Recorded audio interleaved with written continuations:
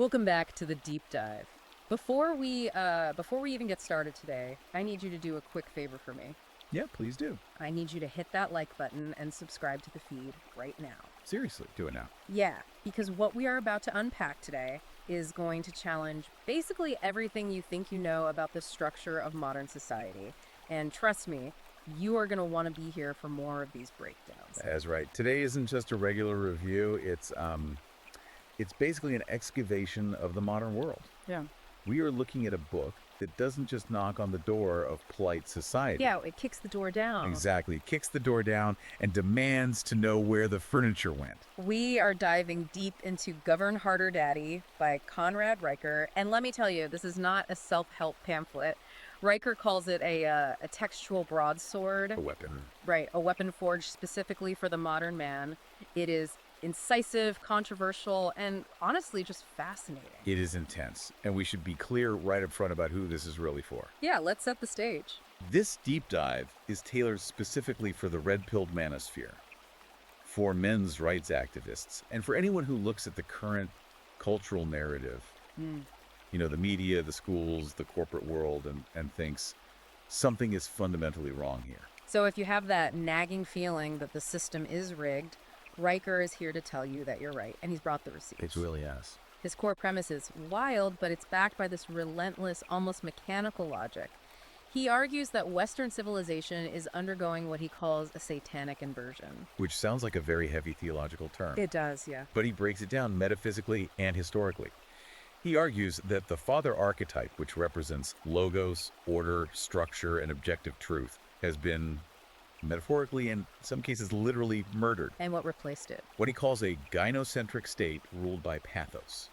So feelings, chaos, and subjectivity. So it's the shift from, father knows best to do not hurt my feelings or I'll call HR. Precisely. So our mission today is to unpack this entire thesis from the book. We're going to look at the history of how institutions, which used to be these bastions of order, were captured by feminists and Marxists. We'll break down the economics of what Riker calls the tax farm. Right, and finally we'll get into his Patriarch Protocol for reclaiming sovereignty. Now, just a heads up, everything we're analyzing today comes straight from the source material, Govern Harder Daddy. We are just the messengers here, reporting on the ideas in the text. And we can only cover so much in this dive. Exactly. So if you want the full, unfiltered experience, you really need to buy the book. It's available right now on Amazon, Kindle, and Google Play Books. Go get it if you want to see the data for yourself. So let's start with that first big idea, the foundation of his whole argument, the metaphysical murder of the father. This is fascinating stuff because he takes it all the way back to ancient principles. He sets up this dichotomy between masculine reality and female sentiment. Right, he uses the Greek concepts for this.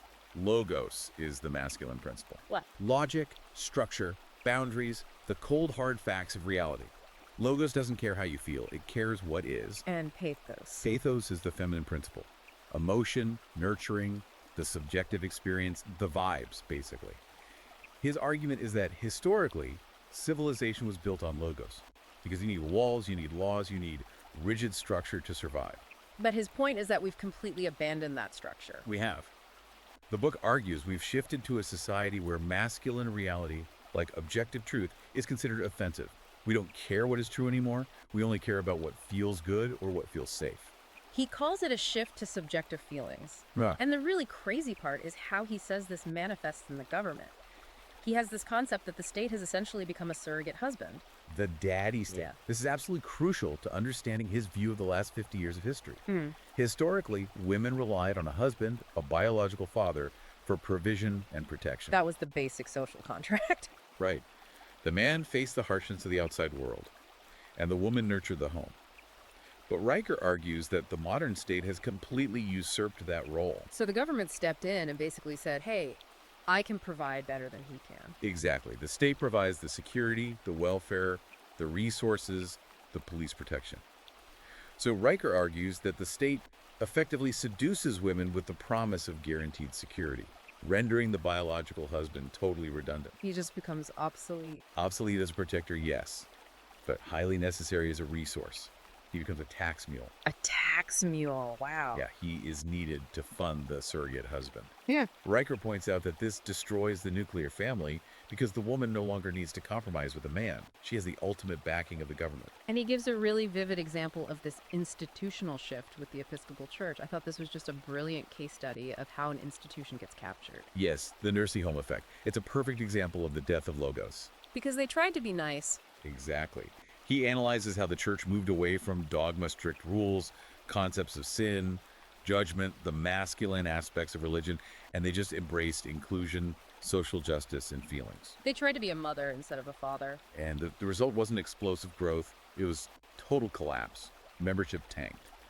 His point is that when you remove the father archetype, the disciplinarian, institutions don't become kinder, they become sterile. They just wither away. Right, because people actually crave order. Yeah. And when an institution stops providing order and just provides blanket affirmation, it loses its entire purpose. And the intellectual engine driving this decline, according to Riker, is something called standpoint epistemology. That's the academic term for it, yeah. It originates from Marxist feminism. Yeah. It's the idea that your lived experience and your victim status grant you this special access to truth that objective data just cannot touch. So if I feel oppressed, I am oppressed. And your statistics about reality don't matter at all because you haven't lived my truth. Exactly. It completely elevates subjectivity above objectivity. Riker links this directly to what he calls woke communism. Because it demands equity. Right. It creates a system where outcomes are manufactured to achieve equity. And remember the distinction he makes here. Equality is equal opportunity. That's a logos concept. Everyone gets to run the same race. Yes. But equity is equal outcome. That's a pathos concept. It means actively rigging the game so everyone feels like a winner, regardless of performance. And Riker argues that merit, which is a competitive masculine metric, is essentially considered a sin in this system. It's literally a war on competence. Which leads us directly to the money. Because rigging the game and providing total security for everyone isn't free. No, it's very expensive. And Riker calls this economic system the tax farm. This is where the book gets into the hard economics, and honestly, the numbers are pretty shocking. He argues there is a massive wealth transfer happening right now, completely hidden in plain sight. He calls it the gender tax gap. The statistics he cites are staggering. He points to IRS data and fiscal research showing that the top 50% of earners pay about 97% of federal income taxes. 97%. Right. Now, who are those top earners? Predominantly men. Men work longer hours, they take more dangerous jobs, and they dominate the high-paying STEM fields. So men are out there earning the money and paying the vast majority of the taxes. Correct. But then look at the spending side of the ledger. Women control about 80% of consumer spending. Wow.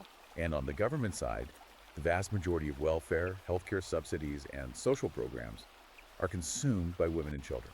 So the state takes from men and gives to women. Riker describes the welfare state not as a safety net, but as a deliberate mechanism to siphon resources from productive men and transfer them to consuming women. It's basically a redistribution scheme based on sex. Yes. In a way, it operates like a bachelor tax. Yeah. Single men are taxed heavily to subsidize single mothers and the independent lifestyles of women via government programs. So her independence is funded by his labor. That's his exact argument. A woman can claim to be independent only because the state is forcibly extracting resources from men to support her lifestyle through subsidies, infrastructure, and protection. And divorce plays a huge role in this asset stripping, right? I mean, anyone who follows the manosphere knows about the bias in divorce courts, but Riker really goes deep on the actual mechanics of it. He does. He calls divorce courts a wealth extraction industry. State-sanctioned heists, I think is the quote. That's the quote, yeah. He focuses heavily on the introduction of no-fault divorce. Before this happened, marriage was a contract that required a real reason to break. Adultery, abuse, abandonment. You had to prove someone broke the terms. Right.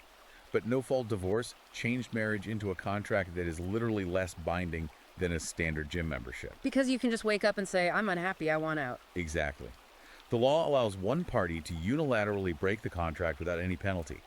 And statistically speaking, women initiate about 70 to 80% of divorces. But the financial obligations remain. Yes. The alimony, the child support, those remain on the party that didn't necessarily even want the split. It's a contract where you can just walk away with the assets, but leave the other person with the liability. And Riker connects this directly to voting patterns. He argues there's a fundamental safety versus liberty trade-off happening at the ballot box. How so? The female voting bloc, he claims, consistently votes for security, which means expanding the state and increasing taxes. And they do this at the expense of male liberty. Because men tend to vote for less government? Yes, and women tend to vote for more government. So men are effectively paying for the very system that disenfranchises them. That is the absolute core of the tax farm concept. You are the livestock. You're kept alive and working solely so you can be sheared. That is a brutal image. But it sets up the next section perfectly, which is probably the most controversial part of the whole book. Riker uses the term men camp. He does. It's a very provocative title, obviously playing on historical propaganda. He's drawing a parallel to how societal propaganda works. He argues there is a systematic, institutionalized demonization of the male sex. And what's the purpose of that? The goal of this propaganda is to morally justify that resource extraction we just talked about. Right, because if men are toxic or if they're the oppressors, then it's morally acceptable to take their stuff. You don't feel bad about taxing a villain. Exactly. And the book points out that this starts early, very early. He talks about the education system as indoctrination centers. He calls the modern school environment overtly hostile to boyhood. He calls them the Ritalin generation. Yes. The argument here is that schools have been heavily feminized. They prioritize sitting still, being quiet, and being agreeable. Which are traits that girls generally develop much earlier than boys. Right. So schools pathologize normal, high-energy male behavior. If a boy is rowdy or competitive or aggressive, he's not seen as a potential leader or a warrior. He's seen as defective. So they diagnose him with ADHD and they medicate him. To make him docile, to kill that masculine drive before it even has a chance to start. The goal, Riker argues, is to create compliant subjects who will just sit in a cubicle and pay their taxes without complaint. And if he survives the school system, he graduates and goes straight into the corporate cup chair. I love that term. It's funny, but it points to something very real. It refers to the complete takeover of the corporate world by human resources. Riker describes HR departments as being run by Karen commissars. Which is a great historical analogy. In the Soviet Union, the commissar was the political officer embedded in the military unit to ensure everyone was thinking the correct thoughts. They weren't fighting, they were just policing the fighters. Exactly. Riker argues HR isn't there to optimize productivity anymore. It's there to enforce ideological conformity. He mentions the incompetence meritocracy, too. Right. This is where diversity, equity, and inclusion initiatives come in, DEI. Riker argues that these initiatives effectively tax competence. Because you aren't hiring the best person. No, you are hiring based on quotas or vibes or identity politics, rather than who is the absolute best at the job. And this degrades the entire company. It creates what he calls a hollow corporation. A company that can't actually innovate because it's too busy policing pronouns and running struggle sessions. Exactly. And if you fall afoul of these commissars or if you get dragged into the legal system, you are in serious trouble. That's where he discusses the Duluth model in policing. Yes. It's a policy used in many jurisdictions that basically says in a domestic dispute, the male is the primary aggressor by default. Just by default. Yes. Even if he is the one bleeding, the police are trained to arrest him first. It automatically assumes male guilt. It sounds exactly like the Star Chamber concept he talks about regarding family courts. Yes, courts operating completely without the standard presumption of innocence. Riker points to the Johnny Depp versus Amber Heard trial as a massive red pill moment for the entire culture. That was a huge turning point for a lot of people. I mean, it was glued to every screen in the world. Riker argues it exposed the believe all women narrative for exactly what it was. It showed the world that a man, even a wealthy, famous, powerful man, could be the victim of a systematic smear campaign. And that the supposed victim could actually be the real aggressor. It shattered the illusion of moral superiority that the gynocentric state relies on. It proved that women are capable of the exact same violence and lying as men. Which totally undermines the women are wonderful effect that justifies the daddy state in the first place. It really peeled back the curtain. It did. But Riker doesn't just look at the present, he looks at where this is all heading. And he gets pretty dark in the next section with the altar of Moloch.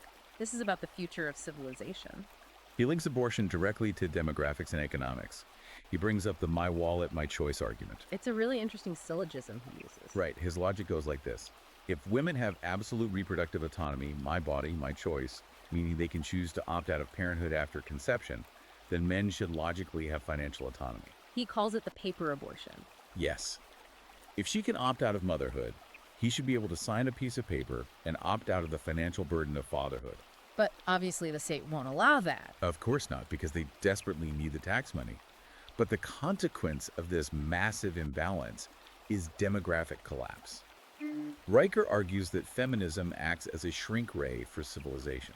A shrink ray. Yes. He points to Japan and the herbivore men. These are men who have just checked out of society entirely. Right. They don't date, they don't marry, they work bare minimum jobs. Because why play a game that is so obviously rigged against you? Exactly. So birth rates fall below replacement levels, and the civilization slowly dies out because the men simply refuse to participate in a system that hates them. It's essentially a slow-motion suicide of the culture. So the state just eats itself. But Riker isn't just doom and gloom here. He actually offers a solution. He calls it building the New Jerusalem. This is the Patriarch Protocol. His overarching strategy is to starve the beast. You stop feeding the system that wants to destroy you. So practically speaking, how do you do that? You build parallel institutions. You opt out. And one of his big focuses here is Bitcoin. Now that's interesting. Why Bitcoin? How does crypto fight the gynocentric state? He describes Bitcoin as logos money. Going back to the beginning. Right. It's immutable. It's pure code. It's mathematics. It is masculine in nature because it cannot be manipulated by feelings, politics, or social pressure.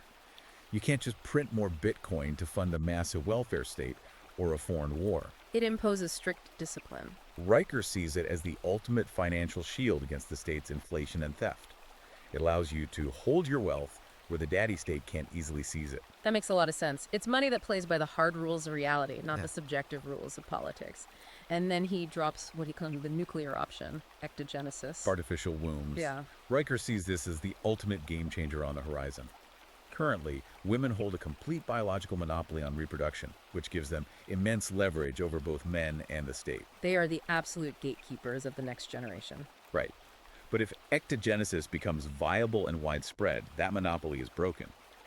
If men can have children without the gatekeepers, the entire leverage of the gynocentric state just collapses. The sexual marketplace value changes literally overnight. It completely resets the board. That is wild to think about. I mean, it sounds like sci-fi, but he argues it's a necessary technological step for men to regain true sovereignty.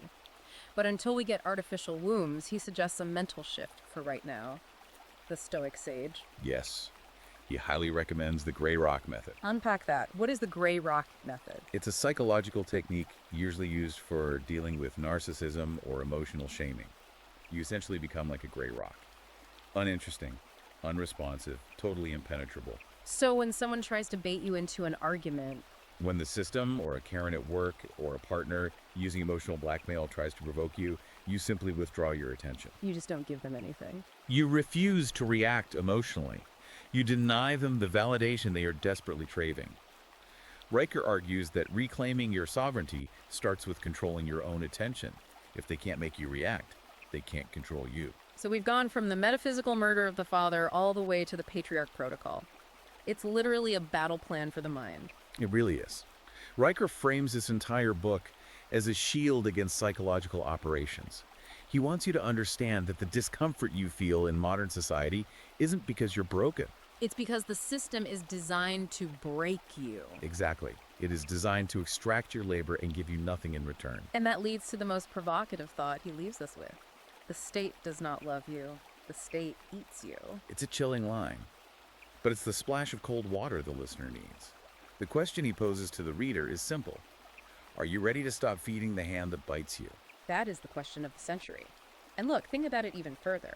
If the state eats you, and you decide to starve the beast by opting out, what happens when the tax farm runs out of productive livestock? The state will eventually have to turn on its own dependence. The whole system cannibalizes itself. It's a terrifying thought, but a logical conclusion. Look, we've only scratched the surface of what's in this book today. Riker goes incredibly deep into the history, the philosophy, and the economics. If you want the full red pill experience, you need to read Govern Harder, Daddy. Absolutely. We can summarize it here, but you really need to internalize it. It's available right now on Amazon Kindle and Google Play Books. If you want to understand the machinery working against you, this is the manual. And for his daily intelligence briefings, Riker is very active online. You need to follow him at Conrad Riker on Substack. He's putting out reports that you are just not going to see in the mainstream media, stuff that dissects the daily news through this exact lens we just discussed. Do not miss out on that Substack. Information is ammunition. Knowledge is the only way to fight back against the inversion. Exactly. The state might want to eat you, but you do not have to put yourself on the menu. Go get the book on Amazon or Google Play, follow the Substack, and before you go, make absolutely sure you've liked this deep dive and subscribe to the channel. We're going to keep bringing you the insights they don't want you to hear. Stay sovereign. See you on the next deep dive.